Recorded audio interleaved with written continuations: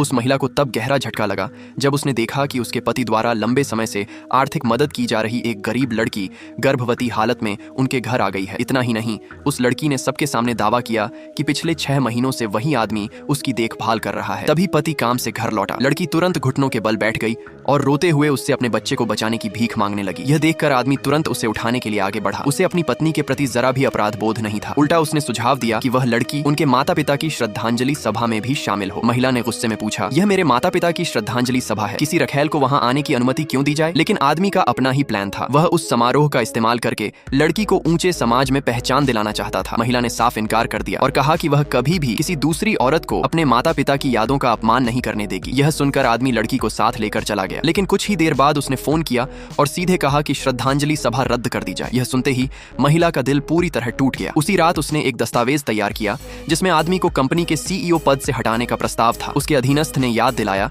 कि जैसे ही वह हस्ताक्षर करेगी, फैसला तुरंत लागू हो जाएगा और आदमी पूरे उद्योग में ब्लैकलिस्ट हो जाएगा। शुरुआत में महिला हिचकिचाई, लेकिन तभी उस लड़की ने उसे 3 लोगों के परिवार की एक तस्वीर भेजी। तस्वीर देखते ही महिला ने बिना किसी झिझक के दस्तावेज पर हस्ताक्षर कर दिए। उसने फैसला कर लिया था कि अब वह आदमी को सब कुछ खोने पर मजबूर कर देगी। कुछ समय बाद आदमी उस लड़की को वैवाहिक घर में ले आया और घोषणा की कि वह 24 घंटे उसकी देखभाल करेगा। जब पत्नी ने विरोध किया तो वह भड़क उठा। उसने कहा कि आज जो कुछ भी पत्नी के पास है वह सब उसी की बदौलत है। इतना ही नहीं, उसे मनाने के लिए उसने यह तक कह दिया कि लड़की के बच्चे को पत्नी गोद ले सकती है। यह सुनकर महिला को वह दिन याद आ गया जब उसने उसी आदमी की जान बचाते हुए हमेशा के लिए मां बनने की क्षमता खो दी थी और आज वही आदमी उसी दर्द का इस्तेमाल उसे अपमानित करने के लिए कर रहा था। उसी दौरान लड़की ने महिला के माता पिता की निशानियां तोड़ दी और घमंड से कहा, अब यह घर मेरा है, मैं यहीं रहूंगी और यहीं अपने बच्चे को जन्म दूंगी। अब महिला का सब्र जवाब दे गया। उसने आगे बढ़कर लड़की के चेहरे पर जोरदार थप्पड़ मार दिया। लेकिन जैसे ही आदमी वापस आया, लड़की ने खुद को खरोंच लिया और मासूम बनने का नाटक करने लगी। जैसा कि हमेशा होता था, आदमी तुरंत उसके पक्ष में खड़ा हो गया। उसने पत्नी को मेडिकल किट लाने का आदेश दिया। सालों से दबा हुआ गुस्सा आखिरकार फूट पड़ा। महिला ने एक बेसबॉल बैट उठाया